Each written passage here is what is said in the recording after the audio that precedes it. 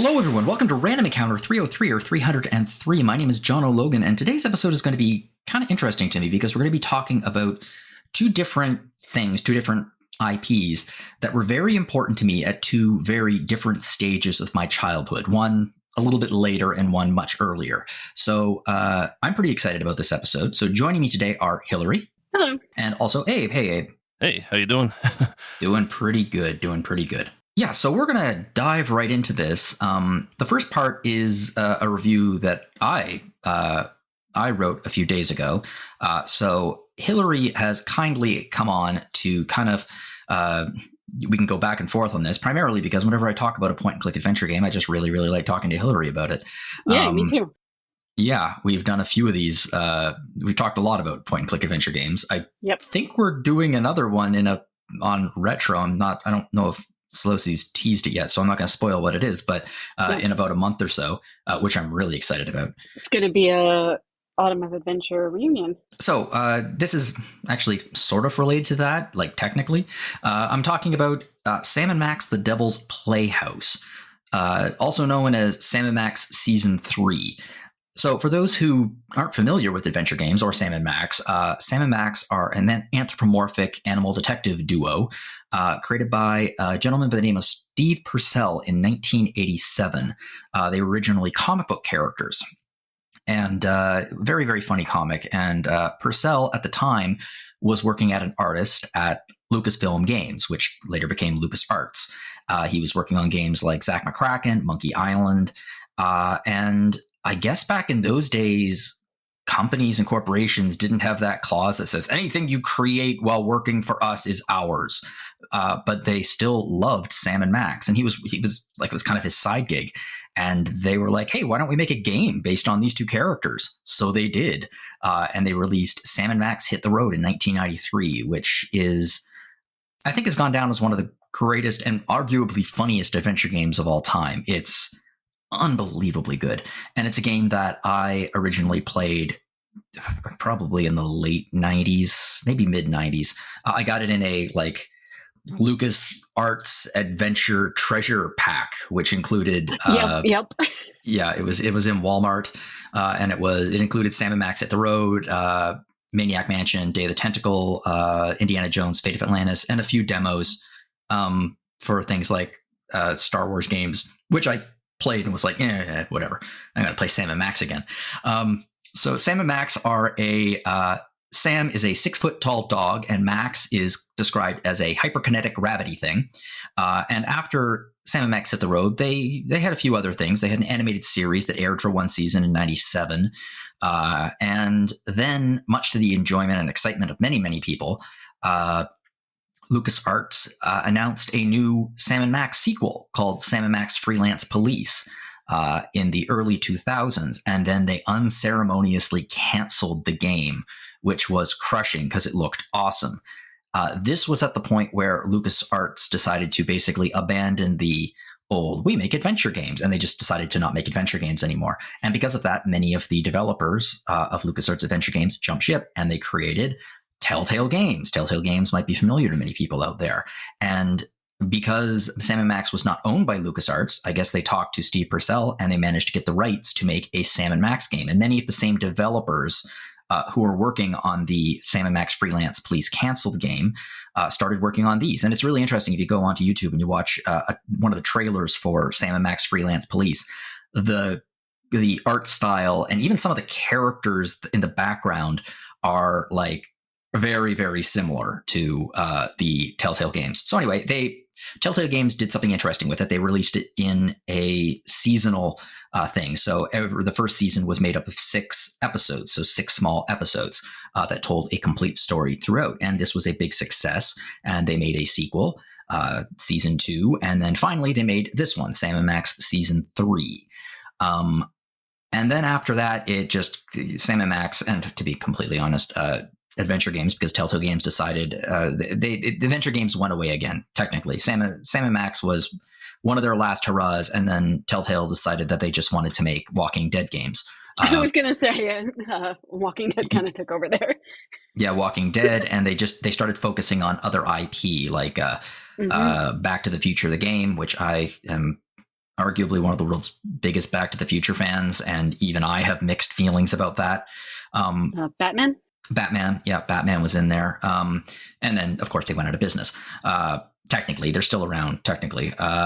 However, some of the developers who worked on Sam & Max founded a new company called Skunkape Games, and they went back and they came up with a plan, and they started remastering these games, specifically the Sam & Max games, by adding in new lighting effects, making it very widescreen, remastering all of the graphics so they look a little like in my mind, the games look great. And then I watched it on YouTube. I was like, oh, wow, I can see the polygons. So it looks like a modern kind of cartoony adventure game now. And they did this with Sam & Max Season 1, 2, and now, finally, they've released the third one, which apparently was a really, really big challenge for them because the Telltale Games studio that was used to build the game in the third one was not great, and they were missing assets and stuff. But finally, it's released, and hey, it's great. So this is The Devil's Playhouse. It's a 5 episodic adventure game, and it involves one day Max, our rabbity thing, finds a toy in the street and develops psychic abilities. And around the same time, a alien ape called General Skunkape, yes, flies down in a spaceship seeking these toys of power. And Sam and Max need to discover his real reason for coming down to Earth. And then, of course, it spins off into numerous absurdist adventures that are very, very funny and in many ways very emotionally resonant as compared to the first games in the series. So I had issues with the original release of this game when it came out. I loved the first 2, and I started playing the third one, and they moved from a classic point and click style where you I was gonna guess it was the controls. It's the controls where you literally point and click, and they were like, okay, we're doing a new thing called click and drag, where instead of clicking where you want to go, you have to like click and drag Sam to where you want to go on screen, or you get this image of like dragging a 6 foot tall giant anthropomorphic dog around. That's what it felt like, yes. And or you could command him around with the WASD keys, which was equally awkward as anyone who played like Grim Fandango or Escape from Monkey Island would remember. It just did not. It just didn't work. It didn't work at all. Well, the biggest change in this, besides the remasters, is the fact they've made it point and click again, and it almost works. It almost works because though the environments are much more 3D and expansive, and there's a lot more camera moves than in the first 2 games, which were very much a classic point and click adventure game like style, where shoebox style, so to speak, where it's like, here's your environment, click, move around. Here the camera moves a lot more and changes perspective. So point and click works. It's way better. It's still not perfect. At times like that, you can still use a much more refined version of the click and drag mechanic. And that works really, really well. Hill, you played Sam & Max Hit the Road? So I do have some long ago experience with Sam & Max Hit the Road. It's kind of funny because I was the one who was always like getting the Sierra adventure packs for some reason. Mm-hmm. I guess that's more of what was accessible. So most of my LucasArts experience is stuff that I watched or played with like neighbors and friends. So I tag teamed it a little bit with some of my childhood friends. But yeah, I do have a bit of experience with Hit the Road. Yeah. Sam and Max are, I think, genuinely some of the funniest characters created. Well, I mean, they weren't created for adventure games. They were created in comic book form, but like adventure game characters out there. The original game was, it still is just absolutely terrific. These ones, Sam & Max Seasons 1, 2, and 3, or in their modern Sam & Max Save the World, Sam & Max Beyond Space and Time, and Sam & Max The Devil's Playhouse, it's similar. It feels similar. Many of the puzzles are still similar. It takes place in an absurdist version of New York City and America on the whole. But also it's slightly more juvenile in terms of some of the humor. A little bit. It feels a little less adult. It feels a little bit more cartoon show than adult cartoon show. It feels more like Saturday morning cartoon than it does like The Simpsons. Right. Okay. Even though there are some very adult jokes in these games. and a surprising amount of gay jokes and a couple of homophobic jokes as well. These are remasters. They've taken out some of the, I guess, quote unquote more offensive content, even though it wasn't like overtly bad. It wasn't like insanely bad, but a few, I think, some ableist jokes and stuff like that.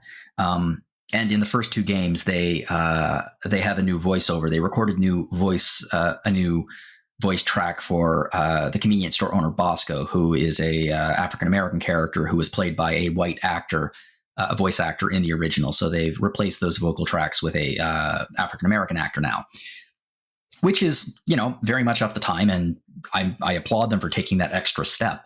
But there are some jokes in these games that are just they did take me back. Like, there's many of the characters, especially the villains, are really queer coded. Like, way over the top queer coded. And in one case, the German vampire character is constantly referred to as Fruity by them. Oh, wow. Yeah. And I'm like, okay, that wouldn't fly today. Nope. It's interesting. It was interesting to play it and be reminded of the sense of humor that existed in the mid to late 2000s, because maybe it's just that I'm getting old, but that doesn't feel like that long ago. But if you try watching something like, I don't know, the 40-Year-Old Virgin now, Judd Apatow films from that era, they're still very, very funny. But a lot of them are really off the time. And there's a lot more gay jokes than I remember. Right. And it's kind of startling to see just the level of difference. Like, you don't feel, at least for me too, I don't feel like it was all that long ago, but I mean, widely different. Yeah. And it's, it's great that we, are mindful and know better now, so to speak, but it does provide like a very, very tricky situation, because there's so much of that in so many properties from that time. Yeah, it's a time capsule in many ways. And what's interesting about it too, I find, is that I was talking, I can't remember if it was Amanda or someone on the site. I mentioned this and they were like, yeah, I don't remember there being a lot of gay jokes. And maybe it was you. They said, I don't remember there being a lot of gay jokes in Sam Max Hit the Road. And I was like, well, yeah, but it was released in the early 90s and like there was no gay content allowed, period. So I feel like gay jokes in many ways, and jokes about queer folks, this sounds really bad. I don't quite know how to say this in a way that isn't going to sound terrible, but in a weird way, gay jokes were a form of representation that just didn't exist in like the 80s and 90s. And that form of representation eventually evolved into more positive portrayals of gay folks that we see in the 2010s and today. It's like the very beginnings of gay representation. Yeah, and I mean, the terrible thing about it is that there was none. And I mean, it and it is also, I mean, I just keep going back and thinking about how terrible that is, but not like the negative representation is probably just as bad, but it's weird to have the benefit of experience and kind of knowing better now and looking back and seeing this very odd and kind of disturbing trajectory. And I feel like a lot of people back then, this sounds condescending to a lot of artists back then, but like trying their best with fighting against attitudes of the time. Like the film that I keep going back to, and a lot of people keep going back to, is Kevin Smith's Chasing Amy, which I know many queer folks, especially bisexual, pansexual, and lesbians who watched it, and it was not just eye-opening, it's foundational to their identity, because it's the first time they saw positive representation in media of their sexuality. But if you watch it nowadays, especially, I imagine that if you had like an 18-year-old queer kid nowadays watching Chasing Amy, they would be like cringing through the whole film, because of stereotypes, jokes, and attitudes, which, though groundbreaking for 1996, I think, today clearly isn't holding up. Yeah. And that's a part of the trick when it comes to watching, or in this case, remastering old media, is that you kind of have to deal with prevailing attitudes at the time. And the question is, do you edit all of it out, or do you edit only the most offensive little pieces that are clearly like, okay, that's going too far, and leave it as a time capsule of the time? And that's sort of, they kind of struck a balance here. I think they actually struck a good balance here. Like removing the voiceover of Bosco and replacing it with a more authentic voiceover. I think that was a smart plan. Especially when you think of, okay, not to go on too much of a tangent, but especially if you think of like some of the really old, like I'm thinking old Laura Bow, actually is the first one but there were some like really offensive voiceovers like hidden in there. So it's good to have an eye out for those sorts of things. Yeah, I mean, a lot of the voiceovers back then, authentic representation was not... Nope. was not a thing. Of course, the most egregious example of poor representation of the game is that of folks from New Orleans being represented by Tim Curry in Gabriel Knight's Sins of the Fathers. Yep. God damn, that is it's an iconic voice performance. Let's put it that way. Holy crap. The original Gabriel Knight, Sins of the Fathers, this is how popular adventure games were back in the early 90s. The voice cast was Tim Curry and Mark Hamill. Yeah, which is like, holy crap. And Leah Remini, who is from King of Queens, a few other shows. Like, that's a ridiculous cast for 1993. Gosh, I didn't even recognize her voice, but yeah. Yeah. So that was in 1993, and it's Tim Curry playing a gentleman from New Orleans, and the accent is just about what you would expect. I think there is a reason that, as beloved as it is, they decided to record a completely new voiceover for the 20th anniversary edition.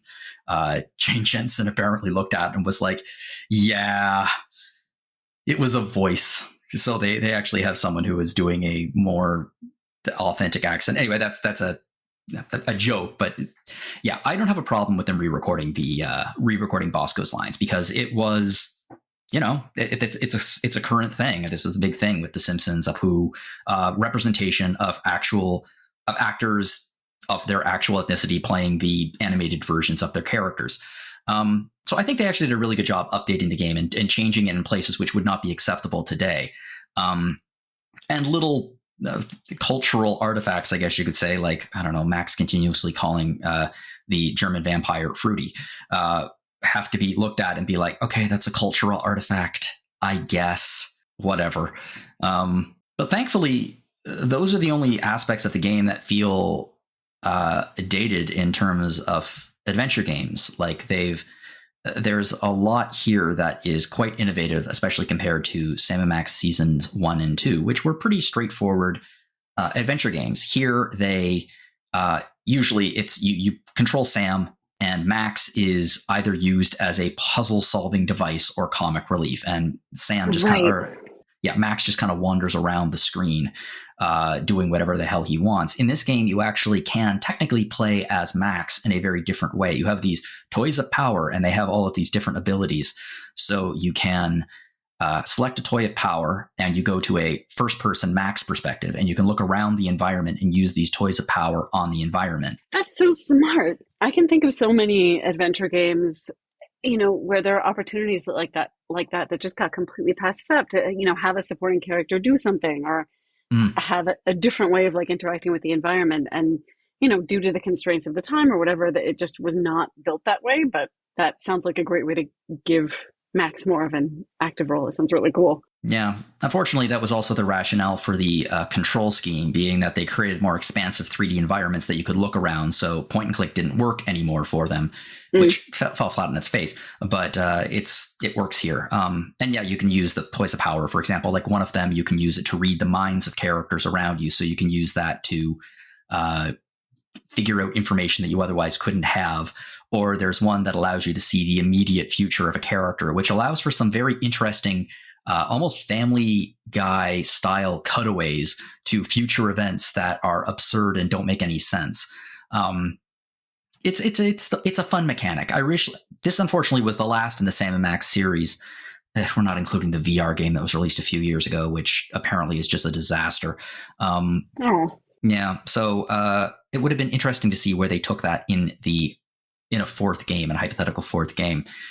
And another thing that they do in this game, which I thought was really cool and smart, is that Sam and Max have always been portrayed as a inseparable duo, and in every game they're together. And when they're not, it's very, very, it's a short little period when they're not.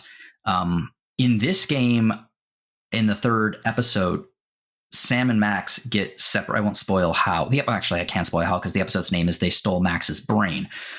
So all of a sudden, Max is dead in the context of a cartoon character, and Sam is without him. And we get to see Sam as a character without Max, and he turns into a hard-boiled, chip on his shoulder, pointing a gun, screaming at criminals, detective, desperate to get his little buddy back.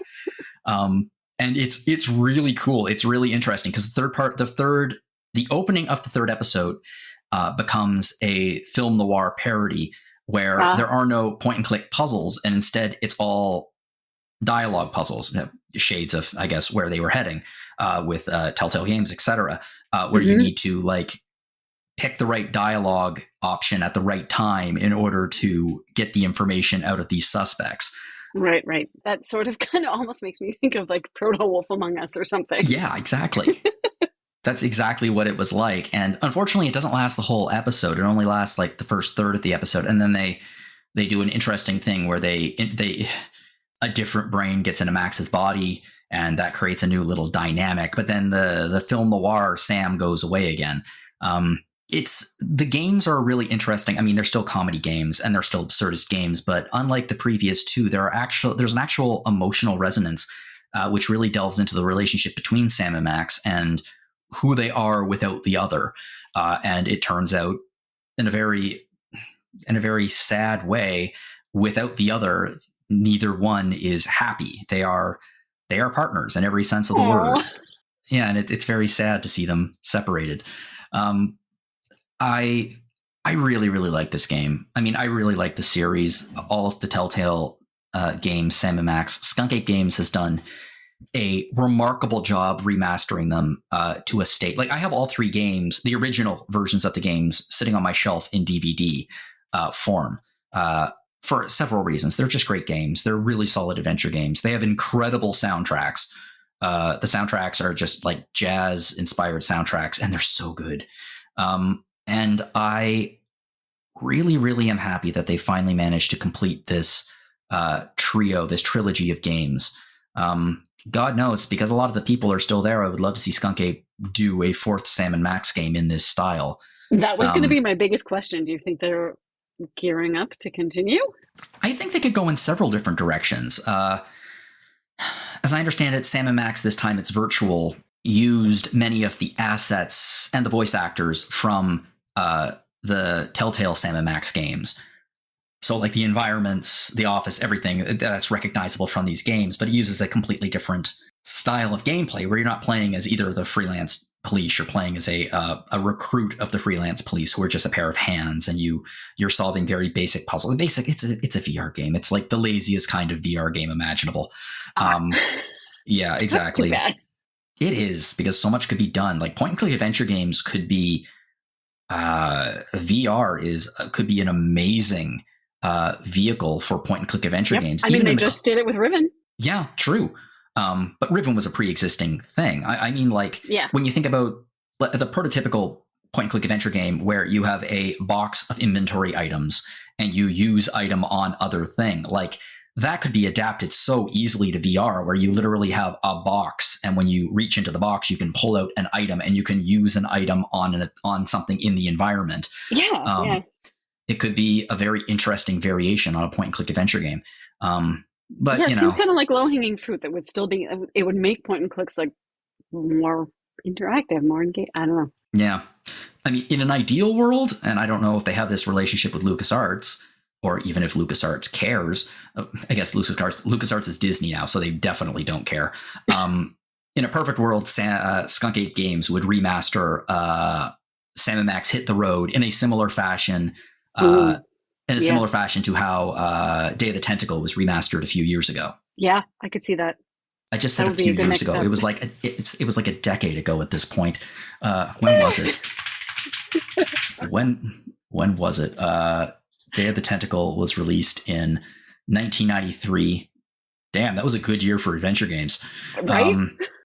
Yeah, it really was. Legacy. The remastered edition was, it was almost a decade ago. It was in March of 2016. Yeah, decade, a few years. Yeah, it's fine. Whatever, it's good. And that was released by Double Fine. Of course, it was released by Double Fine because the game was originally was Tim Schafer was the designer of it, and Dave Grossman. Yep. So yeah, I think this is a great game. I really would like to see what this studio does next. It would be nice if it was another Sam Max game or if it was a remaster of Hit the Road. But whatever they do, they've done remarkable work preserving these games over the last couple of years. So I am very thankful to them for that. Me too. Because I love Sam Max. I love this game. It was a formative game in my life. I just really enjoyed it. Yeah, and it seems like I think the same could be said of them. They obviously have they've put the care in. They obviously have been thoughtful about issues of representation and, preservation, all of that stuff. Mm-hmm. Yep. Okay, so now before we move on to technically the second part of the episode, which is going to be focusing on another anthropomorphic animal series that was very important in my youth to me, I just wanted to mention Visions of Mana is coming out soon, and this is the fifth main title in the Mana series, and the first one that's come out in many, many years, if you're not including the the remake of Trails of Mana that came out a few years ago. So Hilary played the demo because a demo came out for it. We have an article on the site. Izzy wrote it for a preview, and there will be a review in a few weeks when it comes out. But having Hilary on here, I wanted to talk a little bit about Visions of Mana because this is a pretty big game and a pretty big swing for Square Enix, to be honest, to revisit. Yeah, I'd love to talk about it. I mean, I grew up with the Mana series. I actually did get to go to the PAX preview event, so I got to look at it a little while ago. And then I more recently tried the demo, which had some of the same stuff, but a little bit different. So happy to answer any questions. Yeah, I figured this was a better use of the discussion question time than a discussion question. The Mana series, known as Second Tetsu in Japan, started out on the Game Boy, and then Secret of Mana was released on the SNES, and then Second Tetsu 3, which eventually became known as Trials of Mana, was released, not in the States. Very famous fan localization of it was out there, but a few years ago it was released in the Mana collection. That's, I think, available on literally everything at this point. And it is kind of I was about to say Square Enix's, but it was Squaresoft's answer to the Zelda series, really. And over the years, it's evolved beyond that, obviously, in very different directions than the Zelda series.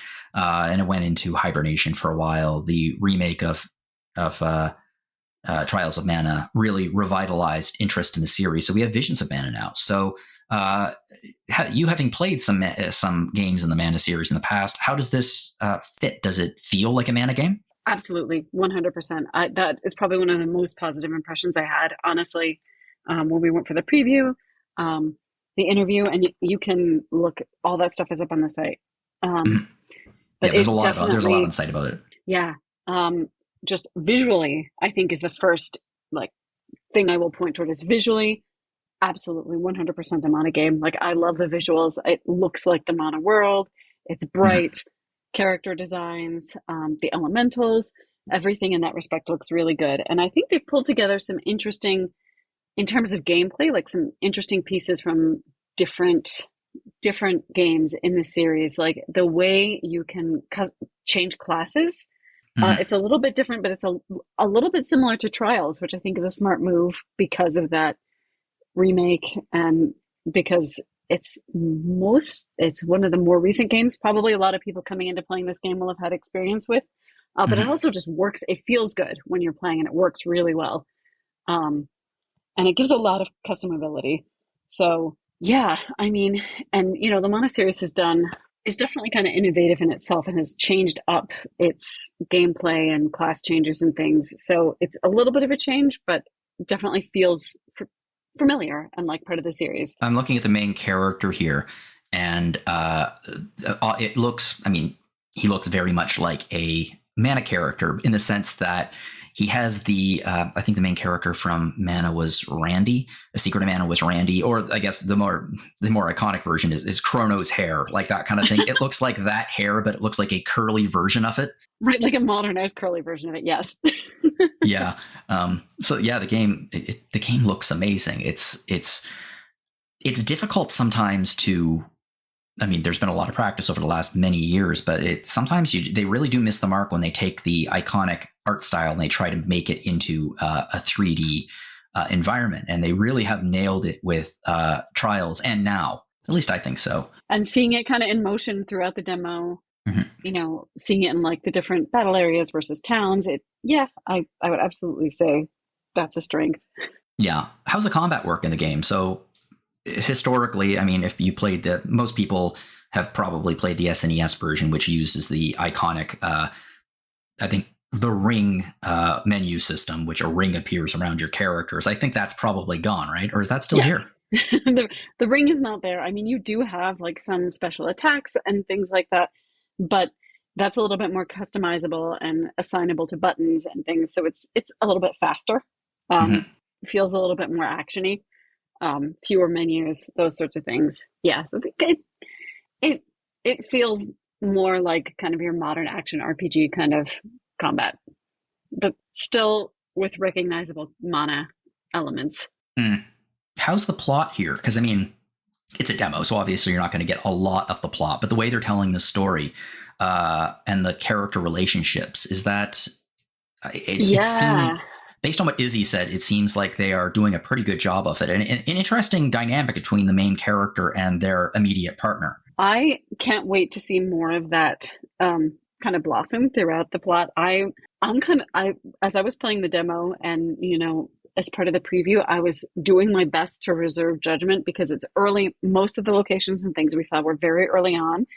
So the two main characters definitely had this dynamic of like, yes, we've been selected to, you know, make this pilgrimage to the Mana Tree and I'll protect you. And they were very much like still in that mindset. So I'm very eager to see how that might change and they might grow as they travel the world.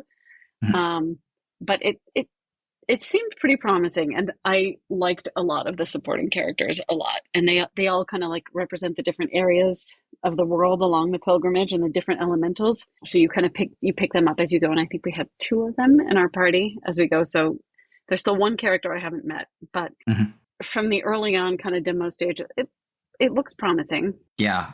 And I'm looking at the fashion here. Oh my God. Mana fashion is hilarious in itself, but the main character's costume is something else. We are talking like I don't even know how to describe this. There's feathers and there's a male crop top and a weird belt. And it just looks fantastic. It looks fabulous. It's like some weird cross of Mana and like maybe Vaughn's Bolero vest from FF12. I don't even know. It's fun. So you are very much excited for the full release of this game. Oh yeah, absolutely. I am too. I really hope it does well because the Mana series is a foundational to action RPGs, and it just kind of went away for a long time. And it's exciting that they brought it back. And it's interesting. I think they're very mindful of all of this context. There's an advertisement actually that's been going around. It's one of the Japanese advertisements, but it's definitely kind of playing on that nostalgia. It's like a boy/man as he's growing up, and it like shows him at all the different age points when the different Mana games came out, and then at the end it like shows him today going to get this one, and it's very much, they're very aware of the fact that like a lot of us grew up with these games and that it has been a long time since there was a mainline entry in the series. Yeah, and Square Enix in many ways it seems like they are still somewhat reluctant to bring back some of their most iconic series, although they've been doing it a little bit more, much to my chagrin when it comes to the Saga series. Right. But in terms of like the Mana series, obviously Final Fantasy is not going anywhere anytime soon, but they do have quite a few other series that are in limbo, including obviously the Chrono series has been languishing for a number of years, to put it mildly. I always thought they should try Parasite Eve again. I thought Parasite Eve has so much potential in today's video game landscape. I would be interested. I would be very interested to see updated Aya, or whatever their take on it is. Yeah. Actually, the sign. Oh my gosh, they would have to. There's so much opportunity there, because we've had. I'm going to nerd out, but we've had like CRISPR and like definitely advances in like gene therapy and genetic engineering. Quotes. The science has caught up to the fiction now, to an extent. Yeah, just there's a lot we could do there. I suspect that we will never get a remaster or remake of like. Although, you want to know what? If they did a remaster or remake of Final Fantasy Mystic Quest, that would probably go over like gangbusters. It might. I would play it. I mean, I had way more fun than I had any right to with Mystic Quest, just because I was so young when I played it. So I was like imagining, making up I was like filling in the story and just having a blast as I went. And it worked. And what's interesting about it did work. It worked for me too. I think that Mystic Quest it's so funny because a lot of people slam it today as like too easy, too basic. But you're right. Yeah, and back in the day, Squaresoft was like, we're making this for people who have never played an RPG before, which today translates into, children. And as such, I think it works fabulously for them. Yeah, and I don't think there's anything wrong. I mean, this is definitely a strong opinion of mine that I have, but I don't have any problem with people designing games or having a range of games with like varying accessibility levels. I think that's great. I think so too. And it's not a game that, if I recall correctly, it's been many years since I played it, but it's not a game that talked down to its audience. Like the gameplay systems were simplified. Yeah. But not, I'm trying to find let's see. I'm just curious here. We've got to move on to, Abe is just sitting there at the moment, but I want to see what have we given this in the past. That's an interesting thing. The last review we've had of Mystic Quest was in 2007. Okay. So we have a 79 and a 75, so pretty much right down the line. I got to admit, that's an interesting retro review idea that I haven't thought about in the past. A little late for it. Crap. If I was smart, I would have thought about this in 2022, because that would have been the anniversary, because it came out in October of 1992. That doesn't matter. I don't care about anniversaries. You might do it anyway. That's an interesting thought. Anyway, getting back to the point. So Visions of Mana coming out in just a few weeks, days. It's coming out on the 29th of August. So you'll be able to play this in a week and a half from now, if you're listening to this, the date it comes out. And if you're not, you're probably already playing it or have beaten it. And you can also check out our review that will be coming out on that day. Anyway, cool. Okay. Thanks, Hill. Yeah, of course. Well, now that we've talked about some Visions of Mana, I think we'll go back to anthropomorphic animals, because Sam and Max, they very clearly could have been made in the ooze, actually. That would make a lot of sense for their origin. But no, we're talking about everyone's favorite mutants, and those are the Teenage Mutant Ninja Turtles.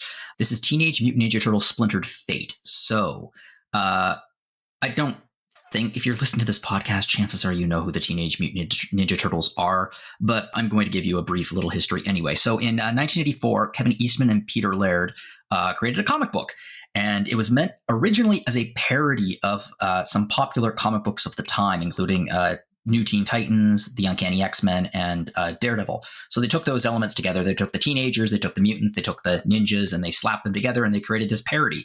And the parody got a life of its own and became a massive hit. And then it got, of course, the 1980s cartoon show, which anyone my age watched obsessively as a child. And you probably had an awful lot of the toys. And that transitioned, totally. That transitioned into the first movie, Teenage Mutant Ninja Turtles, which was kind of a hybrid between the cartoon and the cartoon show. Like, it had the tone of the comic books, but it had the colored bandanas of the cartoon. I think it's a friggin' fantastic movie, to be honest. I think it really still holds up. It holds up really well, yeah. Unlike its two sequels, Secret of the Ooze and Teenage Mutant Ninja Turtles 3. From there, things continued. There was to call it a brief lull would be putting it mildly. Years later, in 2003, we got a new animated series, also called Teenage Mutant Ninja Turtles, which was pretty darn good and actually created one of my favorite pieces of turtle media called Turtles Forever, which crossed over the 1980s cartoon show with the 2003 cartoon show. And I thought it was great. I love that piece of, I love that thing. And then again, went in hibernation. And then we got a new show, which is actually my favorite piece of Turtles media, the 2012 Nickelodeon show. I love this show. I think it's so good. We also got 2 live action Teenage Mutant Ninja Turtle movies from Michael Bay, which I watched the first one and I deliberately didn't watch the second. Then we got a new animated series again, Rise of the Teenage Mutant Ninja Turtles. Then we got a new animated movie, Teenage Mutant Ninja Turtles Mutant Mayhem. And now there is an animated series based off it. So that new movie is great. So yeah. No argument there. But I would argue that the periods between the various iterations of the Turtles are getting smaller and smaller. However, Teenage Mutant Ninja Turtles also has a large video game history, which includes the original on the NES, which I have mixed memories of because it's one of the hardest games ever on the NES, and that's saying something. Swimming level. Swimming level is death. Stupid electric seaweed. And then we have 2 of the best known Ninja Turtle games, which is the arcade game, the first arcade game as a beat 'em up, and then that got moved over to the NES in one of the craziest ports ever, which is actually really, really good. Then we got probably the most beloved turtle game ever, which is Turtles in Time. That was in arcades and also got sent over to the Super Nintendo. And then we had what might as well have been a 20-year lull because there were a lot of Teenage Mutant Ninja Turtle games released between those dates, but I wouldn't want to play any of them. And then 2 years ago, we got TMNT Shredder's Revenge, which was a return to the beat-em-up style, which was very well received.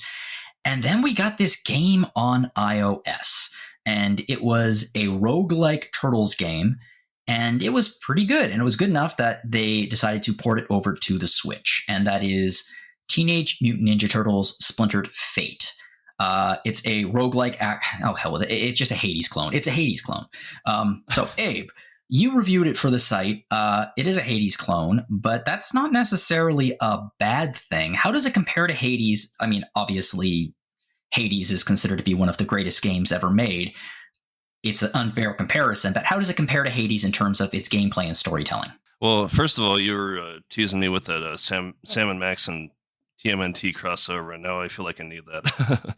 That would actually never thought I would, but that sounds like a good one. I think it would work quite well, actually. But so Splintered Fate is it's incredibly difficult to talk about Splintered Fate without talking about Hades because it feels like almost the exact same experience. It's kind of amazing how much of a almost 1-to-1 like port it is. This wouldn't exist without Hades. Right. Just with the Teenage Mutant Ninja Turtle trappings, which, I mean, for some people, I think that might be possibly a better gateway to entry than Hades, it's a really good Greek IP. Mythology. Yeah, it is. And it surprisingly works really well with the kind of Hades, I don't know if you call it a formula, but the whole style. Hades experience, yeah. Yeah, because the Hades experience is you have like the central place you go back to at the end of every run. In this case, it would be the lair. And you go out and you fight and you get sent back constantly. In Hades, it was because you, die horribly and bloody. Here, I assume you do not die in a horribly bloody way. I mean, not exactly. I mean, you get beat up to the point where you can't fight anymore. Essentially, you lose all your health and you wind up back in the lair. Yeah, okay. The game sets up these like portals, and when you get close to dying, you're suddenly ported back to the lair. That's convenient. Yeah.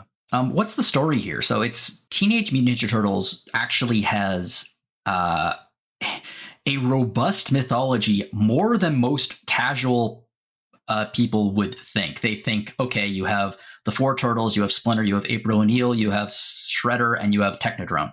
And There's a lot more to it than that, especially the extended one, which involves alien races and so many other mutant characters, which a cynical person would say they would be created to make toys, but I'm not a cynical person. But a lot of them are here in this game, right? Yeah, sorta. So like I pretty much have a surface level knowledge of the Ninja Turtles. I haven't really been following it that closely since the 80s cartoon. I've read a little bit of the comics, like both the original ones and a little bit of the what is it, IDW, I think. Yeah, the more recent ones from about a decade ago. Yeah, they IDW has done some amazing stuff with 1980s IPs, including their Ghostbusters comics are insanely good. Yeah, and the Turtles ones are pretty good too. It was a pretty good reworking of update of the original Turtles stories and stuff. So like I said, I have like a pretty, at this point, kind of cursory knowledge of the Ninja Turtles, but I still recognize all the characters. Like, there's nothing too, not too many deep cuts or anything here. There was a couple characters I didn't recognize that I had to look up, and they've been, mostly characters for a while. So it's mostly just stuff that's outside of, like, slightly outside of my purview. But anyway, the story here is, Splinter, the Turtles' beloved rat master, he mysteriously goes missing, and there's kind of some weird stuff going on with lightning and rain, and New York is kind of in a weird state at the moment. But anyway, essentially they got to go rescue Master Splinter, I feel like they often do. As they do. If it's not April, it's probably Splinter. Right. April's in this game, right? Does she? Oh, yeah. Is she in a yellow jumpsuit? Oh yeah. Oh, thank God. It's the Turtles you know and love. If you watch them from at any point, I mean, I feel like this version of the Turtles pretty much fits in with any iteration of the Turtles. Yeah, there are a lot of them, and that's actually one of the advantages of the IP is that if you do know if you know the bloody theme song, that explains really everything that you need to know about the Teenage Mutant Ninja Turtles. That's right. Leonardo leads, Donatello does machines, Raph is cool but rude, and Michelangelo is a party dude. And really, aside from that... Cowabunga. Yeah, Cowabunga, bang, done. And that sort of holds over for every iteration with some slight variations. But as long as you have the grip on that, it just sort of works. Yeah, it works surprisingly well with the Hades... style. The whole like portals thing that could have easily fit into any an episode of the Ninja Turtles from the 80s, or probably from the current ones. Oh yeah, interdimensional portals. Or the comic books. They probably could have gotten a good run out of the comic books with that. Yeah. So yeah, I think it feels like a very Ninja Turtles story. Okay, well, it's the Turtles. We know it's the Turtles, but the big question is, how does it play? So Hades is known for its exceptional combat. So how does the combat work here? I mean, it's about the same as Hades. I would say maybe it's not quite as smooth as Hades. So if there's anything that's a step down, it's that it's just, like minimally not quite as sharp, but otherwise it's... it's the same experience. That's why it's really hard to talk about without just saying, well, it's like Hades. If you haven't, but it's, I guess like Hades, but green. Yeah. So exactly. I guess if you haven't played Hades, it's, it's this kind of, fast-paced arcade-like experience, where you, it's fast-paced, kind of twitchy combat. The Turtles they all have their own, each one has their own abilities and sort of their own attack style. They each have their own weapon. How do the Turtles vary in terms of how they control, or I guess just how they fight? I mean, not greatly. They're all kind of similar. They all start with their own abilities, so which of course can be upgraded as you go. This is a roguelike, so you after you clear a room of enemies, then you'll be gifted an ability. Usually you have a choice of 3 or 4. And you roll all these abilities that you collect over your run, and hopefully try to beat the final boss. You can probably guess who it is, but but I won't spoil that. Yeah, I suspect I can probably guess who it is. It's probably Baxter Stockman. There's a thing with Baxter that I'm not gonna spoil, but that was actually one of the disappointing aspects of the game. Mm-hmm. I'm assuming that you fight mousers in it. You do. Yeah. So yeah, I mean, there are a few, I think, fun twists on the Hades sort of thing, and one of those is that sometimes Metalhead is hanging out with you at your lair as well, and he can hack into Baxter Stockman's machine stock, and sometimes you get some mousers to help you while you're fighting. Okay, for those who aren't, Metalhead is a robotic turtle that Donatello built. I can't remember if he built him or if that's one of the ones that showed up out of some portal at some point. He built him in some continuities. I know that. Okay, well, the basic concept behind Hades and the basic concept behind Splintered Fate, obviously, is it's a roguelike. So you go out, presumably first few runs, you get your butt handed to you very, very quickly because they're hard games, especially when you reach the first boss. But gradually, as you go out, you manage to get persistent upgrades in order to eventually build up your arsenal of tools, and you can presumably do better with more health. Plus, you just get better at the game. I assume that's the case here. That's pretty much the gameplay loop. I guess one difference from Hades is I feel like you have quite a bit more control over what your upgrades are, your permanent upgrades are going to be. You have a huge list of like dozens of abilities to upgrade, and then eventually like more abilities unlock that you can that you can upgrade.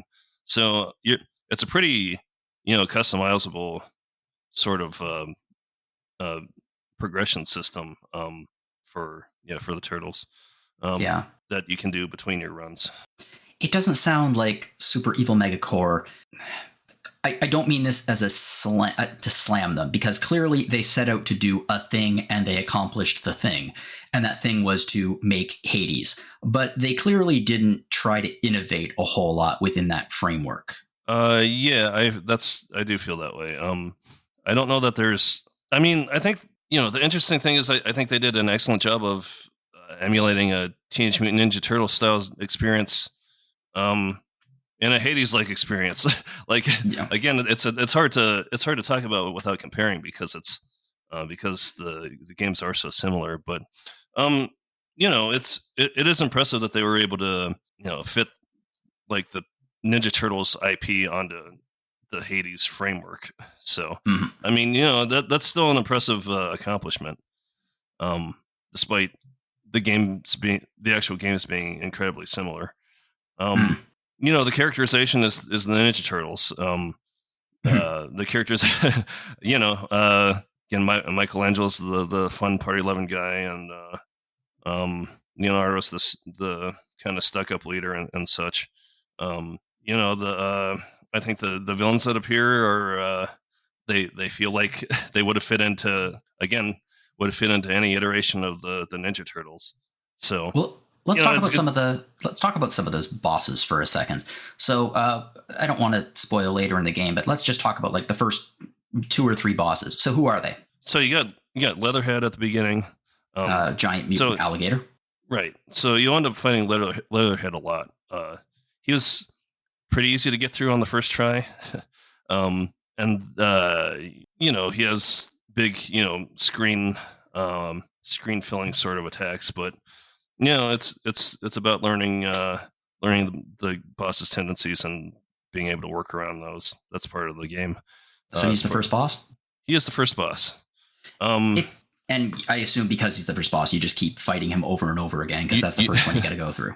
You do. The game starts to make jokes about that. Both the turtles and Leatherhead start to talk about that. How he gets. I feel that's a pitfall that Hades again avoided because the first boss in Hades is Meg, And then after you fight Meg for a whole bunch, you start fighting Meg's sisters, who are similar sprites, but they have different styles of combat to change things up and keep things interesting. Yeah, so eventually Leatherhead will, he'll come out as a different form of Leatherhead. The same.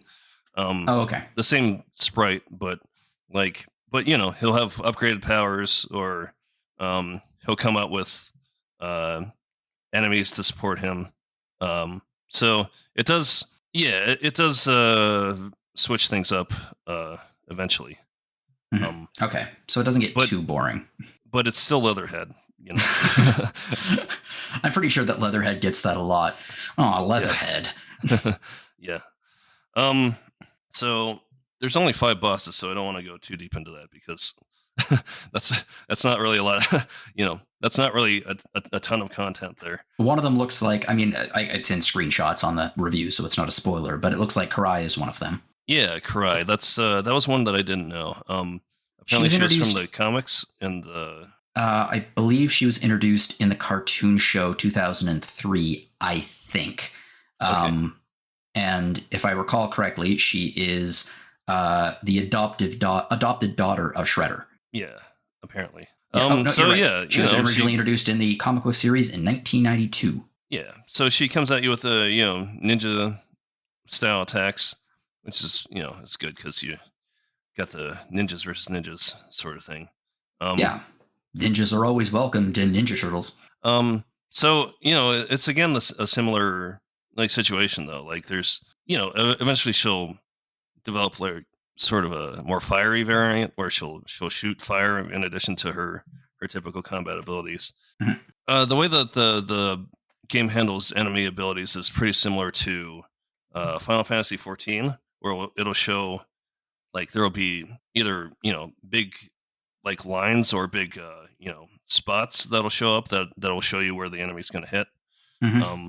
So that's something that's in a way it's kind of a little bit more towards accessibility, less just having to memorize what the enemies are doing. So so in that way I think this game might be a little bit more geared toward people who haven't played Hades or want more of it, maybe, or just want an easier experience, kind of. Yeah, though I wouldn't really call the game easy, but it was originally released on iOS, which I imagine using a controller would probably be fine. I hate using touchscreens for games like this. That would be impossible, I think. For this game. I've thought about downloading it, but I haven't yet because I do have Apple Arcade on my iOS devices and iPad. Speaking of that, though, one thing that iOS devices do very well for the most part is run games. And it seems to be that Splintered Fate runs very, very well on Apple Arcade. Unfortunately, it does not seem it runs quite as well on the Switch, which is just a shock to me. I mean, it's not horrible. It's like the game isn't broken by any stretch. But there are points where, I feel like the Switch runs hot on a lot of games. And it's weird that it's weird that I've experienced this on ports mainly. But yeah, it overheats pretty much instantly. It's not just a potato; it's a baked potato. Right, you wouldn't think that iOS has that much better hardware than the Switch. I wouldn't think so. Maybe there's an issue with the port, but yeah. I mean, one is running Apple silicone, and the other is running, as I said, a potato. It's just I don't like making fun of the Switch anymore because it's not funny anymore. Because it's okay, this thing is old. This is really old, and trying to run modern games on a very old system is a challenge. It's amazing that they are capable of doing so. But yeah, so yeah, the console will overheat. And it'll start to break down. You'll kind of you'll get to the end of a room and it'll have blank spaces for your choices of abilities, and that's when it's starting to break down. Okay. And eventually, if you keep going on that run, it will crash. Okay.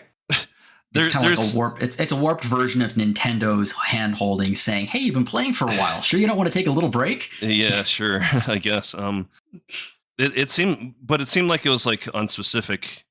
Like there were specific things that happened that caused it to have trouble. I just don't know what those specific things were. But I would see it like in similar situations, I guess. Yeah. There is. And I guess in honor of the old NES Ninja Turtle games, there is sometimes some frame rate slowdown, and when the screens get too busy. So it's an homage. Yeah. So and that's not something you really expect to see in 2024. Well, presumably, hopefully that's the only homage. Hopefully, if you get too close to a wall, you don't die because of electric seaweed. Not exactly.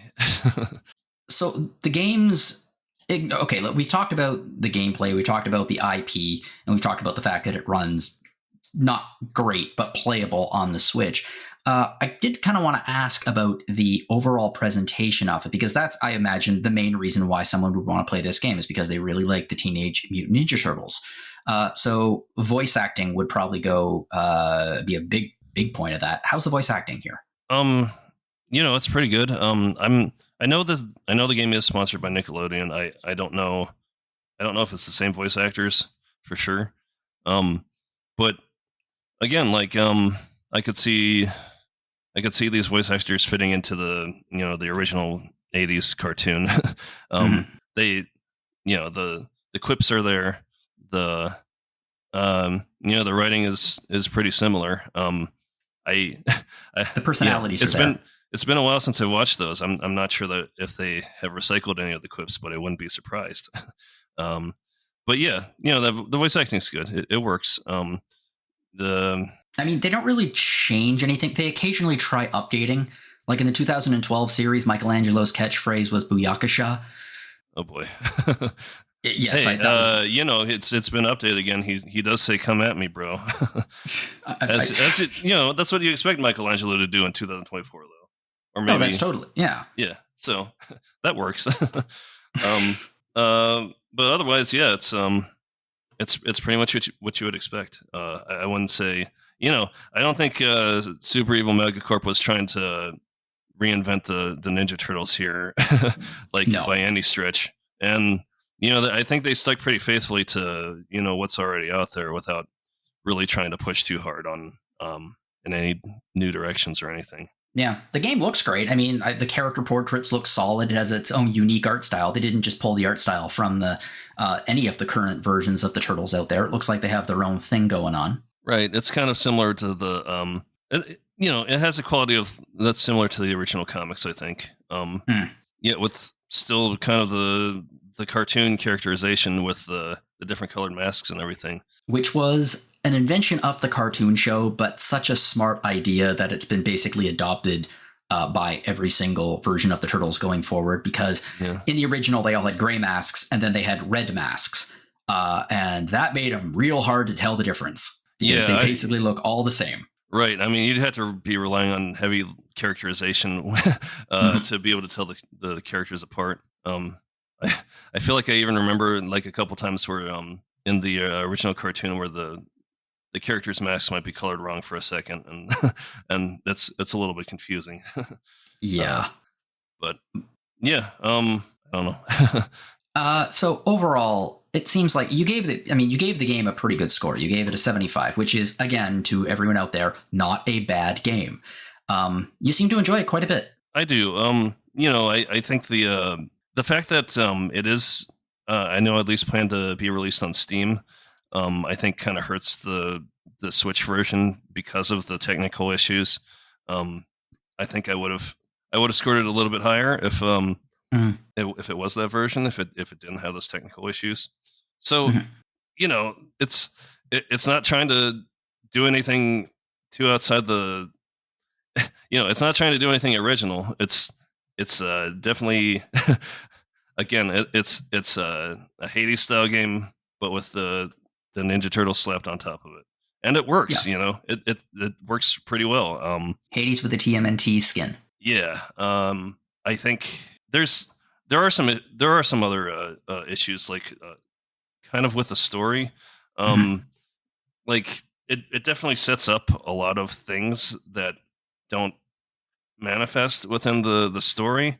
It certainly seems like there was intended to be more content produced for this. I don't think. I think at this point, Super Evil Megacorp is probably focused on other things. So I'm not sure we're going to get possibly what all they planned for it, or were considering doing. I'm not sure. I'm not sure there will be any more content for this. Certainly not. I don't think anytime soon. And that's that's part of the problem, that setting up storylines that just kind of don't go anywhere. And that's part of what makes it feel like, oh well, this is just. I mean, it's not much deeper than Mario having to rescue the princess from Bowser. And sometimes honestly. it doesn't need to be. No, but if you're going to set up and tease things that aren't going to show up, that right, like if they had not set up things that don't manifest, maybe that would have been maybe that would have worked a little bit better. But yeah, as it is, it feels a little bit incomplete. I think you can have a good time with it, but at the end of the day, it feels like there's something a little bit missing. That's too bad. But on the other hand, I mean, it seems like the game does what it sets out to do, at least at the start. It's a shame that it's not going to pick up those threads, because that could be interesting. That could have led to some more, some different kind of gameplay, not gameplay necessarily, but different narrative routes that could have added variety to the roguelike gameplay. So that's a bit. If nothing else, just to tie up the loose ends that it set up. I hate loose ends. They drive me crazy. Loose ends they're so common in video games because, sometimes they cost a lot of money and there's a lot of time that goes into them. And if they don't work, then, well, there's going to be lots of loose ends. But if something is tightly written, there usually shouldn't be loose ends. And in the case of a roguelike like this, I mean, there aren't any loose ends in Hades. But then again, comparing this to Hades, again, is one of the greatest games ever made. And this is a Hades clone, which is but again, fine. This was originally made for iOS, which, mobile games and such are often treated as, live service disposable sort of things. Well, no, yes. Live service, like you're kind of expecting, oh, well, maybe not all the content is there yet, but like there will be more rolled out in the future. But I unfortunately think I feel the port signals that this is kind of all there is. They're trying to wring this thing out of all of its profit-selling potential. Right, like they're not going to reprogram everything for iOS and then reprogram it for the Switch too. Like that's I can't see that happening, unfortunately. Yes. Well, I mean, that's an unfortunate reality of the business nowadays, I think, which is too bad. Well, anyway, unlike live service games, we don't really have DLC here at RPG Fan. That's a lie. Basically, everything we do is everything we do is DLC. Technically, everything is downloadable content at RPG Fan. But something that is not downloadable content are the things that you can buy on our shop. Everything there is physical, including hats, mugs, all kinds of things like that. And of course, our collaboration with Hyperplay RPG, the RPG Fan Review Card Collection, which is a showcase of nearly 300 of our review cards, as you can see on Instagram and our other social medias. I highly suggest checking this out. It's a really, really cool book. And it's a really nice resource if you're just looking for, a game. You want to play something. I don't want to go through all these different pages on the website. You can just open the book, random page, bam, there's a game. Another way you can support us here is by checking out our past episodes of Random Encounter. Last week, I got a chance to chat about Fallout London, which was a massive game size conversion mod for Fallout 4 that delivered an experience that I've been craving since Fallout 76 fell flat on its face. I really enjoyed it. It has some points that could be better, but what is there is very good. I highly recommend it. And it's stabler now. They've released a patch. So if you've been looking at playing this, but you think, it's so buggy, it's a little stabler now. But maybe, if you don't have anything, if it's not an emergency, maybe wait another month, see what else comes out. I also got to chat with Ben about SteamWorld Heist 2, which was the latest entry in the varied SteamWorld series. We are not the only podcast here at RPG Fan, though. We also have Retro Encounter. 2 weeks ago, Retro delivered a Final Fantasy series tier list. So if you want to listen to that and agree/disagree with it loudly, give it a look. And then last week, we were focused on some of our favorite and least favorite DLC and RPGs. We also have Rhythm Encounter, which is RPG Fan's music podcast. 3 weeks ago, we had an episode focusing on the best DS RPG music, and they followed that up with a logical second episode. It's called The Best PSP RPG Music. So if you want a handheld focus episode, check that one out. If you'd like to get in contact with us here at Random Encounter, you can fire us off a message at podcast@rpgfan.com. I would absolutely love to hear from you if you have any idea for discussion questions. No discussion question today because we ran a little bit, we ran past that when we were talking about Visions of Mana. So but if you have any ideas or anything you'd like to chat about, fire us off a message there. If you'd like to send an email to me, you can do so at jlogan@rpgfan.com. You can also find me on Mastodon at jonologan@mastodon.social. I am not the only person to have a social media presence on this podcast. Hilary, where can we find you online? The best way to get in touch with me would be my RPG Fan email, hilary@rpgfan.com. I'm also on the RPG Fan Discord. I'm EP Fire there. And Abe, where can we find you? Best place is on Instagram, Abe Kopolansky. Cool. If you enjoyed this podcast, please share it with your friends to help us get the word out there. You can also rate us on iTunes, your other podcast players of choice. And of course, you can leave us a review. I would love to read one. Again, Abe, Hilary, I really would like to thank you for coming on today's episode and chatting with me about these games. 2024 has been an interesting year in games thus far, and it doesn't look like it's going to be slowing down anytime soon. September is packed. So there's a lot that's going to be happening in the next month. So absolutely, thank you for reviewing these and giving me your time to talk and just to spend the time playing them. Yeah, thanks for having me on. It's been a while. It's always happy to talk adventure games. Sayonara. Enjoy the pizza. Yes, thank you very much. And thank everyone out there for joining us. And to everyone listening, whatever you're playing, have fun.